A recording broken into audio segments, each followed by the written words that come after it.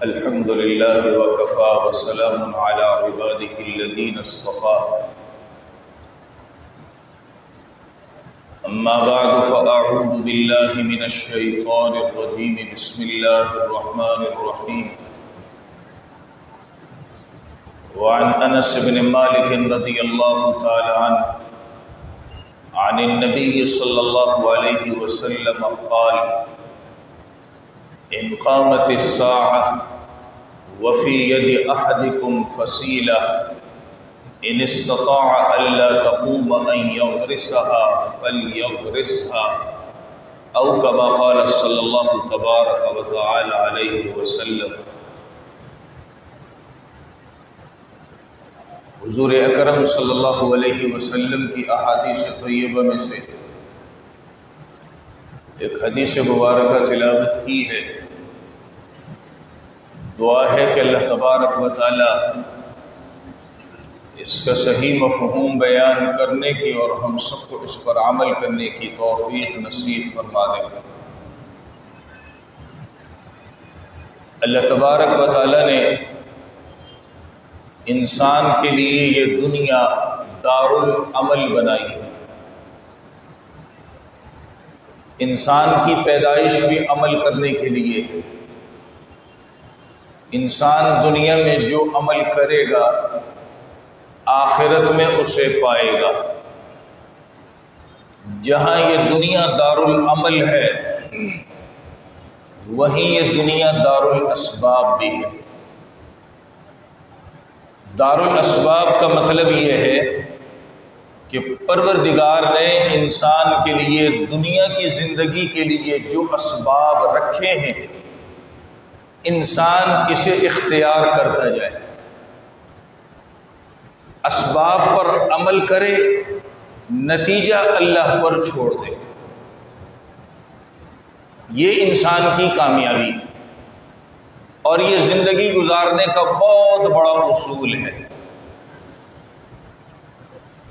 انسان اسباب کو اختیار نہ کرے اور پہلے سے یہ سوچتا رہے کہ اس کا فائدہ کیا ہوگا، کیا اس کے یہ فائدے ملیں گے، اس طرح کے نتیجے مجھے ملیں گے، تو اس انسان کو سوائے پریشانی کے اور کچھ نہیں مل سکتا۔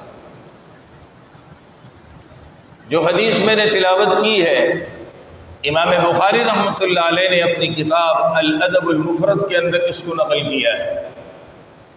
حضرت انس بن مالک رضی اللہ تعالیٰ نے اس کے راوی ہیں، فرماتے ہیں کہ رسول کریم صلی اللہ علیہ وسلم نے فرمایا، میں اپنے الفاظ میں سناتا ہوں تاکہ سمجھ آ جائے۔ کسی انسان کو یہ پتہ چل جائے کہ جی قیامت بالکل نزدیک آ گئی ہے، قیامت واقع ہونے والی ہے، اور اس انسان نے اپنے ہاتھ کے اندر کسی بیج کو، کسی پودے کے کمپل کو اٹھایا ہے اس لیے کہ اسے زمین کے اندر لگاؤں تاکہ یہ درخت بن جائے۔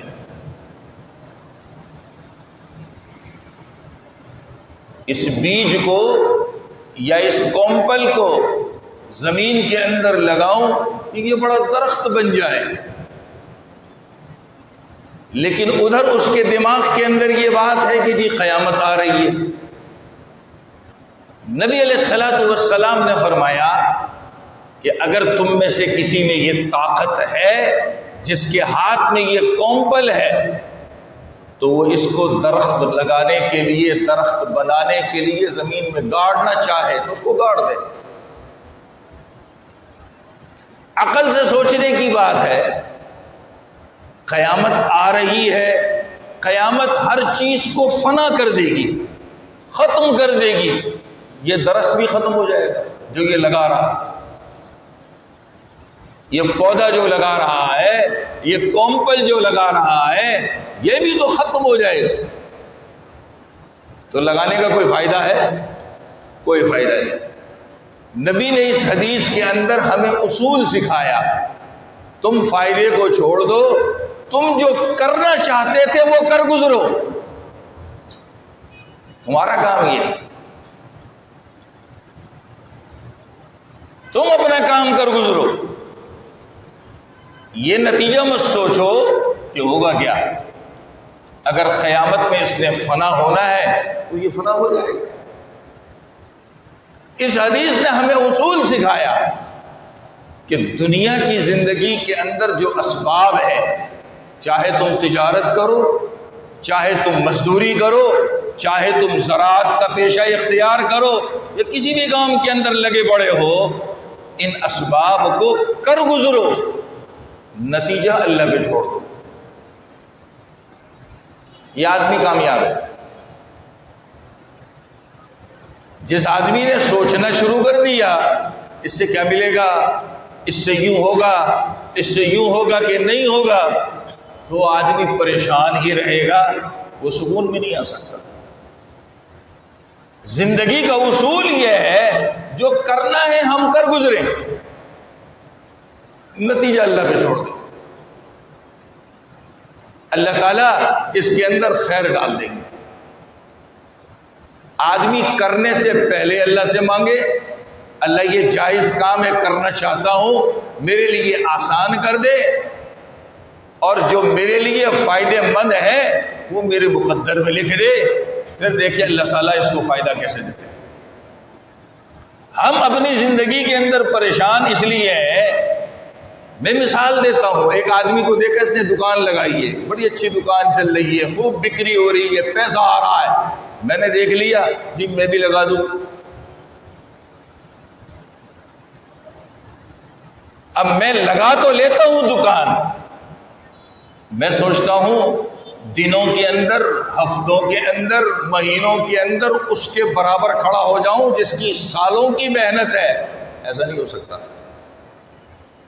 اب نتیجہ کیا ہوتا ہے، یہ چند ہی دنوں کے اندر میں دکان بند کر کے جی یہ کاروبار تو فائدے مند نہیں، اب دوسرا شروع کرو، پھر دوسرے میں یہ حال ہوتا ہے، پھر تیسرا شروع کرو، تیسرے میں یہ حال ہوتا ہے، چوتھا شروع کرو، زندگی اسی ٹینشن کے اندر گزر جاتی ہے، کام کچھ نہیں ہوتا۔ اس لیے کہ اسلام نے ہمیں جو طریقہ سکھایا ہے اس طریقے سے ہم ہٹ گئے۔ ہمارا کام کیا ہے، محنت کرنا، اسباب کو اختیار کر کے نتیجے کو اللہ پہ چھوڑ دینا، اللہ تعالیٰ اس میں فائدہ دیتا ہے۔ اچھا، ہماری یہ سوچ دین کے اندر بھی ہے، دنیا کے اندر بھی ہے، جس کام کو لے لے اس کے اندر ہمارا یہی حال۔ میں دین سے شروع کرتا ہوں، ایک آدمی دین کی خدمت کر رہا ہے، کوئی آ کر اس کو کہہ دے جی آپ یہ جو کام کر رہے ہیں اس کا فائدہ کیا ہونا ہے، جی اتنے مدرسے بنے ہوئے ہیں آپ ایک نیا مدرسہ بنا رہے ہیں، کیا فائدہ ہوگا اس کا؟ اجی آپ لوگوں کو یہ بیان کرتے ہیں، یہ کہتے ہیں، یوں کرتے ہیں، لوگ تو بے حس ہیں، ان کو کرنا نہیں ہے، آپ اس کو جوڑ دیں۔ کچھ عرصے پہلے میں نے کہا بھی تھا، آج پھر سنا دیتا ہوں، مجھ سے ایک صاحب نے کہا اجی آپ موبائل کے بارے میں بار بار کہتے ہیں، لوگ بے حس ہیں، آپ کیوں کہتے ہیں؟ جوڑ دیں اس کو۔ کیا لوگ بے حس ہیں تو میں کیا کروں؟ میں تو اپنا کام کروں گا۔ نتیجہ کیا نکلتا ہے یہ ہم نے اللہ پہ چھوڑنا ہے۔ میں اس کی ایک مثال دیتا ہوں قرآن سے۔ حضرت نوح علیہ السلام نے تقریباً 950 سال اللہ کا پیغام لوگوں کو پہنچایا، 9.5 نہیں، 950 سال۔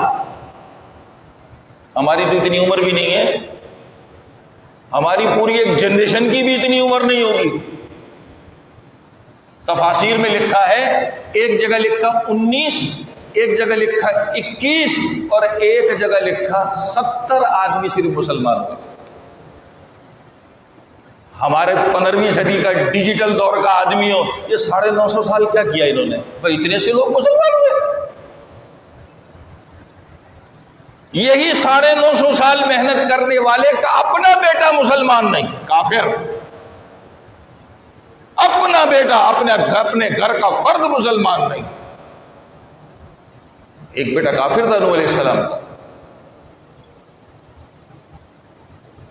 ہم کیا سمجھیں کہ حضرت نوح علیہ السلام کی 950 سال کی محنت ضائع ہو گئی؟ وہ تو اللہ کے یہاں قبول ہو گئی۔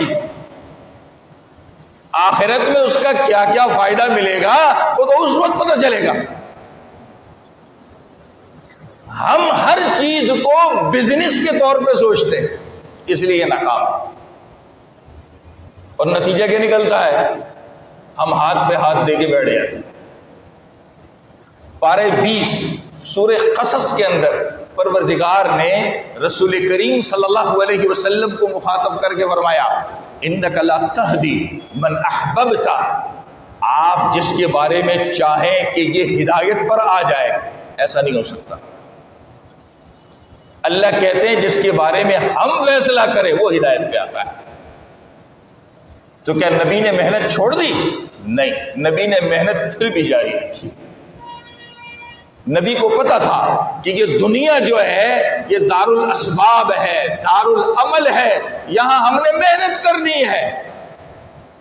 اس کا نتیجہ کیا ہونا ہے، اس کا فائدہ کیا ہونا ہے، یہ اللہ پر چھوڑنا ہے۔ اب میری محنت اللہ کے یہاں قبول ہے کہ نہیں، یہ الگ بات ہے۔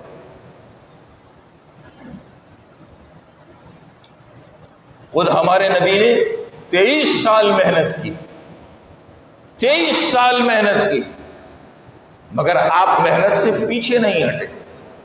یہ دین کا معاملہ ہے۔ اگر کوئی آدمی یہ سوچ لے کہ اس کا تو مجھے کوئی فائدہ نہیں ہو رہا ہے، اب میں اس کو چھوڑ دوں، تو یہ اس کی کم عقلی ہے۔ فائدہ ہوتا ہے، اللہ کے یہاں عمل قبول ہوتا ہے، ہمارا کام ہے کرتے رہنا، نتیجہ اللہ پہ چھوڑنا۔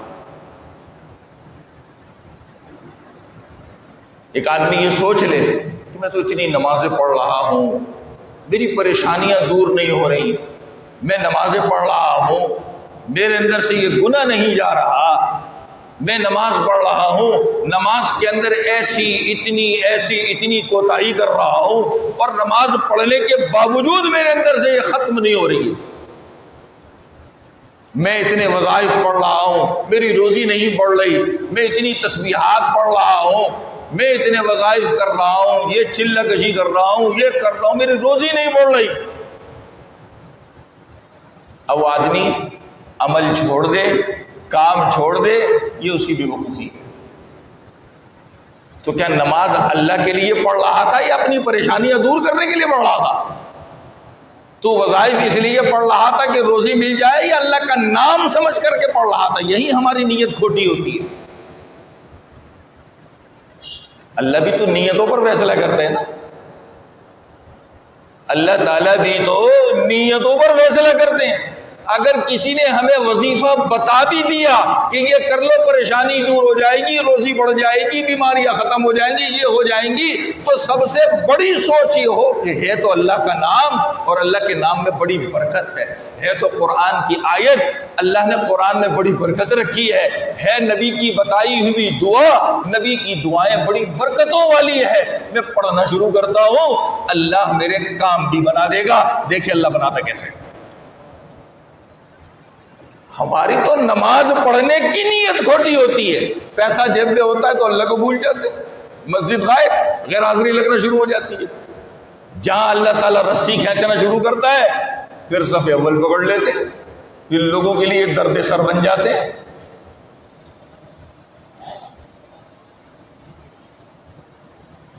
مثنوی میں مولانا جلال الدین رومی رحمۃ اللہ علیہ نے ایک واقعہ لکھا ہے، بڑا سبق آموز واقعہ ہے۔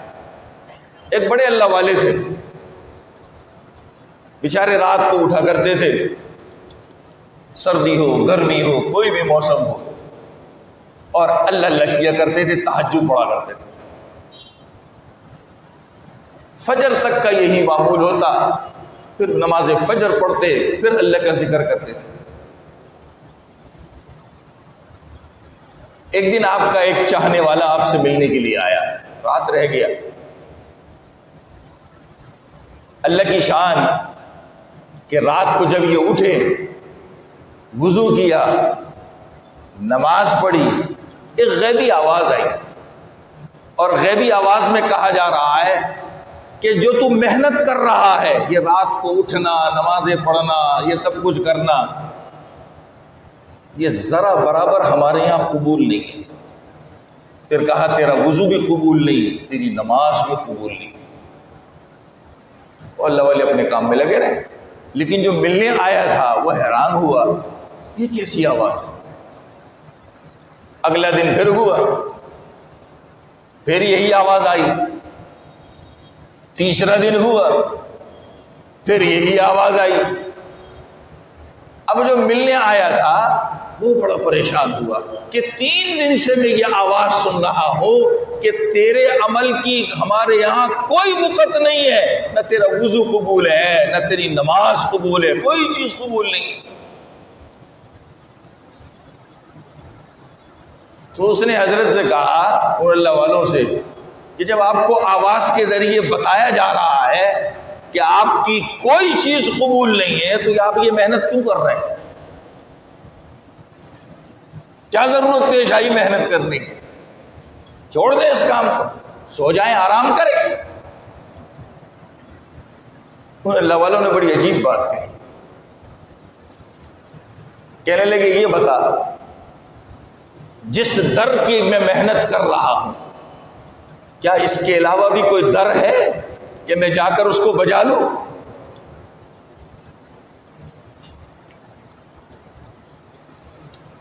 جس در کی میں محنت کر رہا ہوں، جس در پہ میں آ کے پڑا ہوں، یہ بتا اس کے علاوہ بھی کوئی ہے؟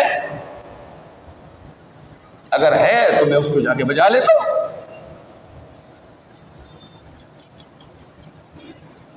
پھر سمجھاتے ہوئے کہنے لگے کہ سنو، آج اگر یہ آواز تم 3 دن سے سن رہے ہو کہ تیری نماز قبول نہیں، تیرا وضو قبول نہیں، کوئی چیز قبول نہیں ہے، اس کا یہ مطلب نہیں کہ میں چھوڑ دوں. اب میں نے کرنا یہ ہے کہ اسی در پہ پڑے رہنا ہے اور اسی در والے سے کہنا ہے کہ قبول کرنا بھی تیرا ہی کام ہے. ہم جیسا سست اور کاہل ہوتا، جی چھوڑو کچھ فائدہ نہیں مل رہا، چھوڑو بند کرو اس کو، فوراً مایوس ہو جاتے ہیں، فوراً مایوس ہو جاتے ہیں. کیا کہنے لگے؟ کہا اسی در پہ کہنا ہے کہ قبول بھی آپ ہی نے کرنا ہے، آپ کے علاوہ کوئی در نہیں ہے. اب اس کے بعد غیبی آواز آئی، کہا تیرا وضو بھی قبول ہے، تیری نماز بھی قبول ہے، اس لیے کہ تجھے پتا ہے کہ اس در کے علاوہ کوئی اور در ہے ہی نہیں. مولانا جلال الدین رومی رحمۃ اللہ علیہ نے اس کا نتیجہ اپنے اشعار میں نکالا ہے، میں اپنے الفاظ میں بتاتا ہوں. مولانا جلال الدین رومی رحمۃ اللہ علیہ نے فرمایا یہ تیری نماز اور یہ چیز کوئی ایسا ہنر نہیں ہے، ایسا کام نہیں ہے جو ہمارے یہاں قبول ہو جائے، لیکن تجھے یہ پتا ہے کہ اس در کے علاوہ کوئی اور در نہیں ہے، اس لیے ہم اسے قبول کر لیتے ہیں. تجھے معلوم ہے کہ اس کے علاوہ کوئی اور در نہیں ہے، کوئی اور دروازہ نہیں ہے، اس لیے ہم اسے قبول کرتے ہیں. ہمیں سمجھنا چاہیے کہ اللہ کے علاوہ دنیا میں کوئی نہیں ہے. ہم نے اپنی محنت جاری رکھنی ہے. جو سوچ کر، جو اپنی فکر کے ساتھ ہم نے کام شروع کیا، چاہے نوافل پڑھنا شروع کیے، قرآن پڑھنا شروع کیا، وظائف پڑھنا شروع کیے، تسبیحات پڑھنا شروع کی، ہمیں کرتے رہنا ہے. اللہ کے یہاں انشاءاللہ یہ قبول ہے. وہ فائدہ اور نتیجہ جس کے لیے میں یہ کر رہا ہوں، مجھے دنیا میں ملے نہ ملے، یہ اللہ کے ہاتھ میں. یہ تو اللہ کے ہاتھ میں، اس کا فیصلہ میرے پاس نہیں ہے، نہ دنیا کی کسی طاقت کے پاس. ہمیں نبی نے سکھا دیا کہ اپنا کام کر گزرو، یہ اللہ کے یہاں انشاءاللہ قبول ہو جائے گا. یہ اللہ کے یہاں انشاءاللہ قبول ہو جائے گا. تم جس فائدے کو سامنے رکھ کر کے کر رہے ہو، اس کا نتیجہ اللہ پہ چھوڑو. لہذا ہم یہ سوچیں کہ جی نماز سے ہمیں کوئی فائدہ نہیں ہو رہا، نماز سے ہم گناہ سے نہیں بچ رہے، وظائف اتنے کر رہا ہوں، روزی نہیں بڑھ رہی، اس کو چھوڑنا نہیں چاہیے. یہ ہمیں کرتے رہنا چاہیے، اپنی زندگی کا معمول بنا لینا چاہیے. کھانا ہمارا معمول ہے، پینا ہمارا معمول ہے، اللہ کو یاد کرنا بھی اپنا معمول بنانا چاہیے۔ دیکھیں اللہ تعالیٰ فائدے کیسے دیتا ہے۔ دنیا کا کوئی بھی کام کرے، کوئی کاروبار شروع کرے، کہیں ملازمت اختیار کرے، کچھ بھی کرے، اللہ سے مانگے، پہلے اللہ سے مانگ کر اب اس کام میں لگ جائے، پھر دیکھیے اللہ تعالیٰ جو ہے اس میں برکت کیسے ڈالتا ہے۔ ہم نے اللہ سے مانگنا نہیں ہوتا۔ آج ہم نے ایک شارٹ راستہ اختیار کیا، فون اٹھایا، فلاں بابے کو فون کیا، جی مجھے استخارہ نکال کے بتاؤ، میں دکان کھول رہا ہوں، کیا میرے لیے فائدے مند ہوگا؟ اس بابے کو کس نے بتایا کہ تیرے لیے دکان کھولنا فائدے مند ہے کہ نہیں؟ یہ دنیا کا کون سا علم آیا ہے؟ وہ تو پیسے کمانے کی مشین بنا ہوا ہے، ہم بے وقوف بنے ہوئے۔ ایک جوان میرے پاس آیا، کہنے لگے استخارہ کروانا ہے۔ میں نے کہا بھیا میں تو استخارہ نہیں کرتا۔ میرے دماغ میں ایسی آئی، میں نے پوچھا استخارہ کیوں کروا رہے؟ کہنے جی وہ دکان کھولنی ہے۔ میں نے کہا کھول لو، جائز کام ہے؟ کہتے ہاں جائز کام ہے۔ میں نے کرو اللہ کا نام لے کر۔ کتنے نہیں یہ معلوم کرنا تھا یہ دکان کھولنا میرے لیے فائدے مند ہوگا کہ نہیں ہوگا؟ میں نے کہا اللہ کی قسم یہ غیب کا علم میرے پاس نہیں۔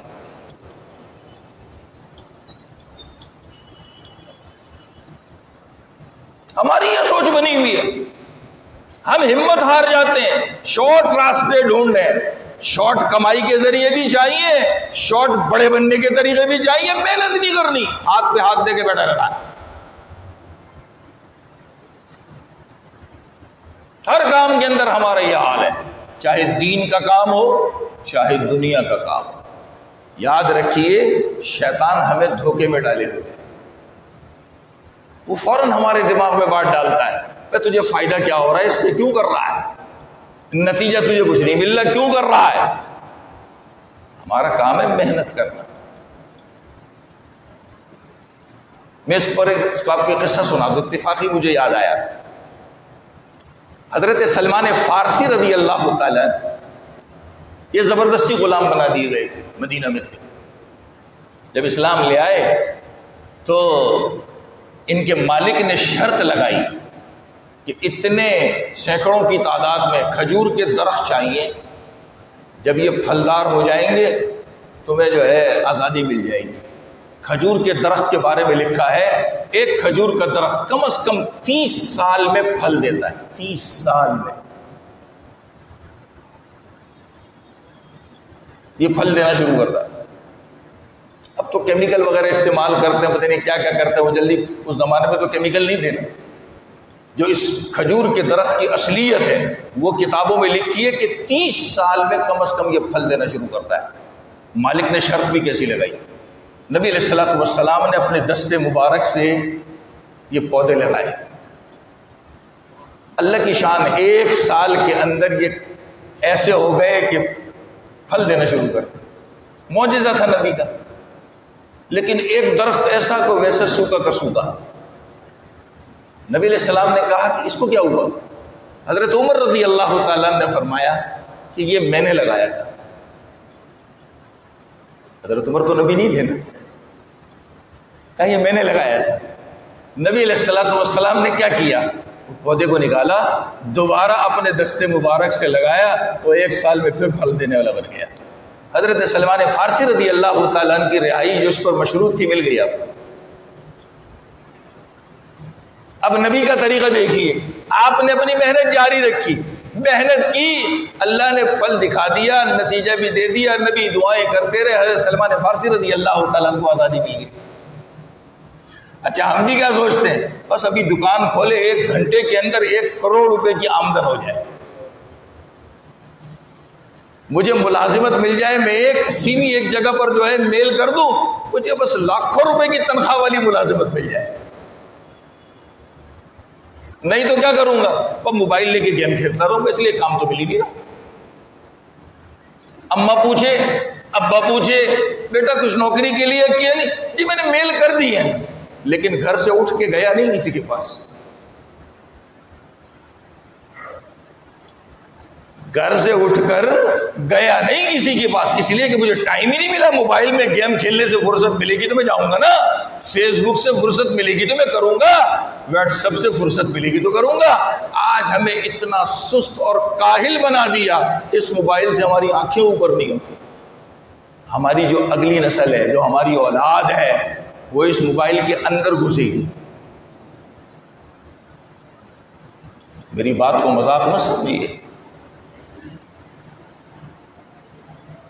میری بات کو مذاق مت سمجھیے، سوچئے کہ ہم نے اپنی اولاد کو کس میں لگا دیا ہے۔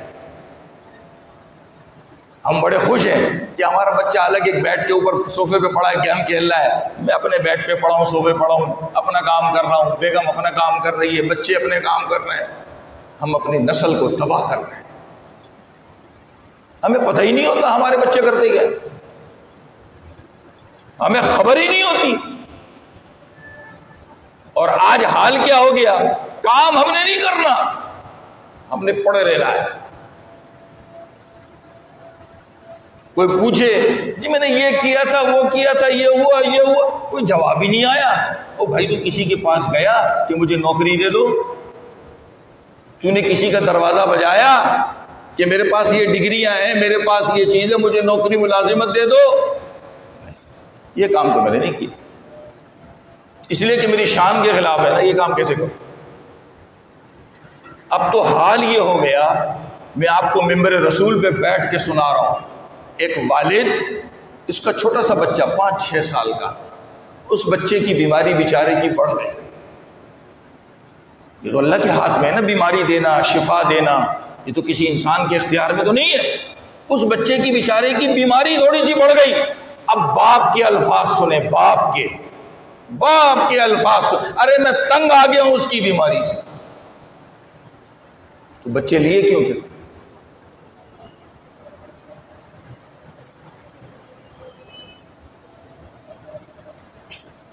یہ ہمارا حال ہے۔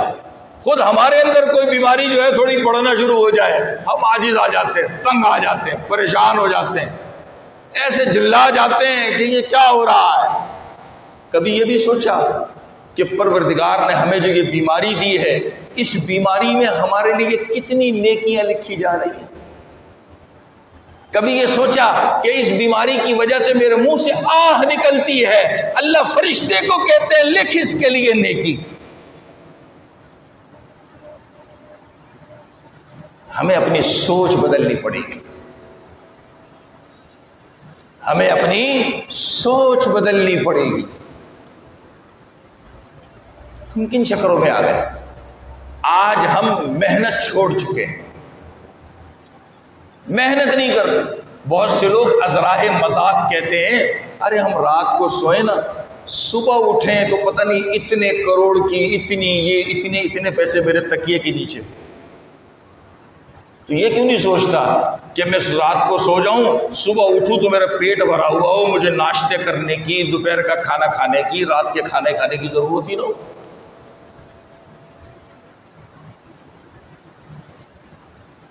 ہم نے اپنی زندگی بدل دی۔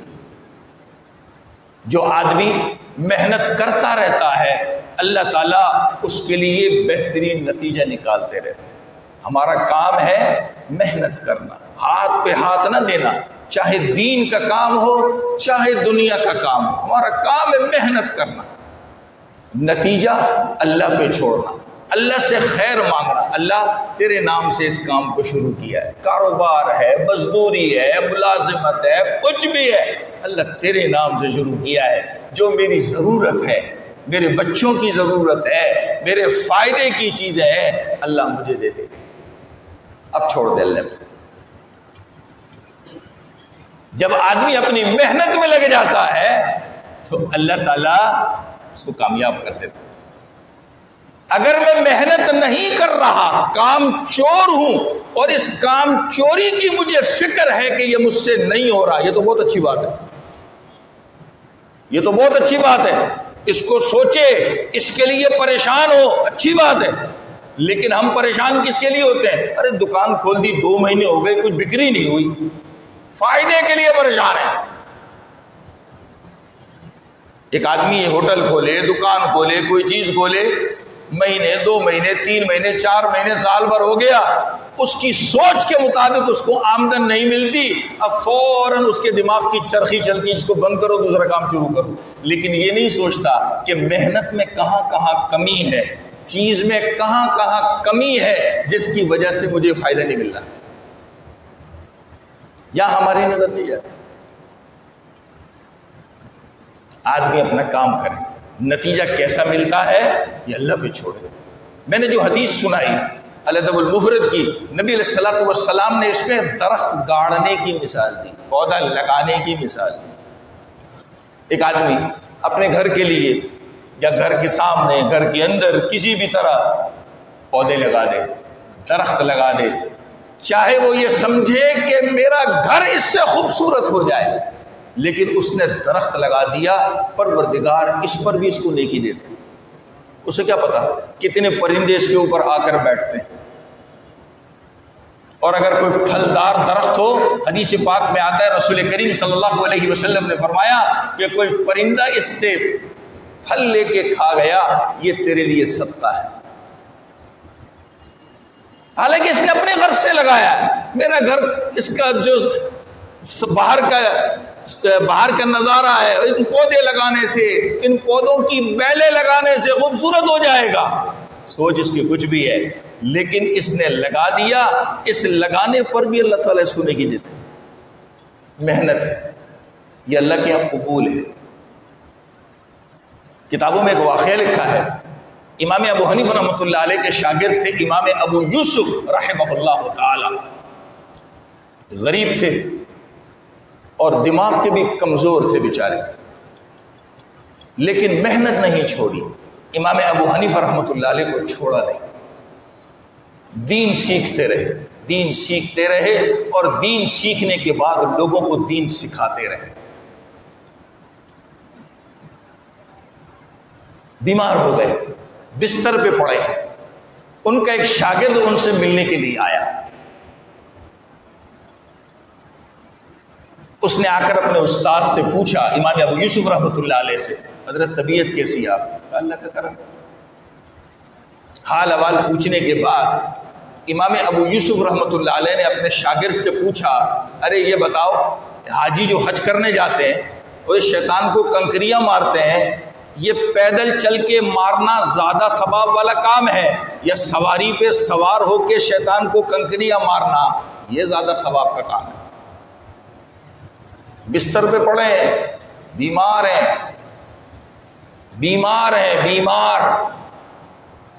شاگرد آیا تو شاگرد سے کیا پوچھ رہے ہیں؟ یہ مسئلہ بتاؤ کہ شیطان کو جو کنکریاں ماری جاتی ہے یہ پیدل چل کے مارنے میں زیادہ ثواب ہے یا سواری پر سوار ہو کر مارنے میں زیادہ ثواب ہے؟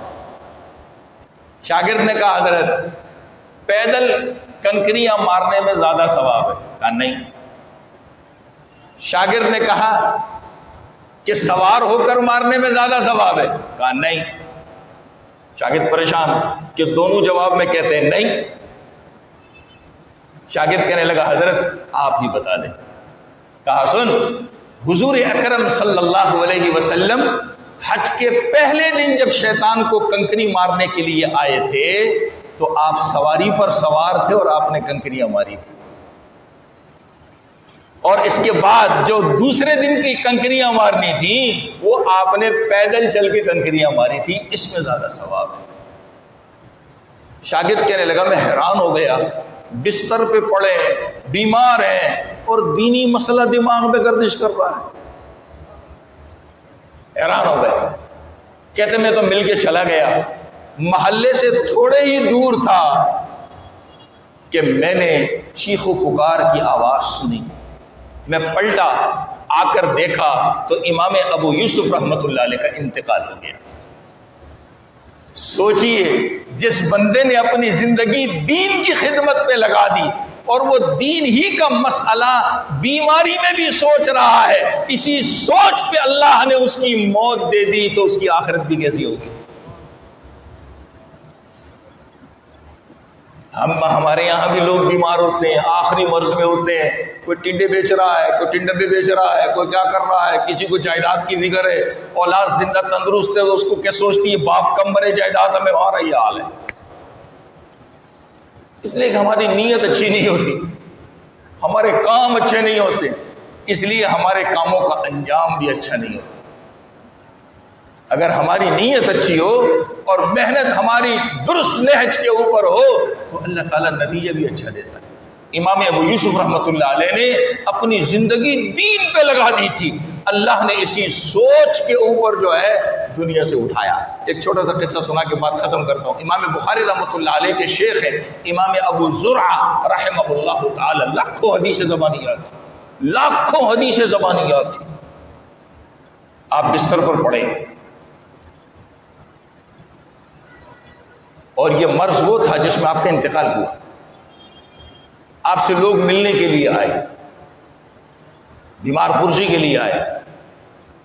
اسی بیمار پرسی میں آپ کہتے ہیں مجھے یہ حدیث میرے استاد فلاں نے بیان کی، ان کو فلاں نے بیان کی، ان کو فلاں نے بیان کی، ان کو صحابی رسول نے بیان کی، اور صحابی کو محمد الرسول اللہ صلی اللہ علیہ وسلم نے بیان کی، اور نبی نے فرمایا من کان آخر کلامہ لا الہ الا اللہ، جس کا آخری کلام دنیا سے جاتے ہوئے کلمہ ہو لا الہ الا اللہ، دخل الجنہ، اللہ اس کو جنت میں داخل کرے گا۔ امام ابو زرع رحمۃ اللہ علیہ نے صرف اتنا پڑھا من کان آخر کلامہ لا الہ الا اللہ، روح پرواز کر گئی، روح پرواز کر گئی۔ زندگی جس کام کے اندر لگا دی اللہ رب العزت نے اسی حال میں دنیا سے اٹھایا۔ اللہ فائدہ ایسے دیتا ہے، نتیجہ اللہ کو چھوڑنا چاہیے۔ اللہ رب العزت ہم سب کو عمل کی توفیق نصیب فرما دے۔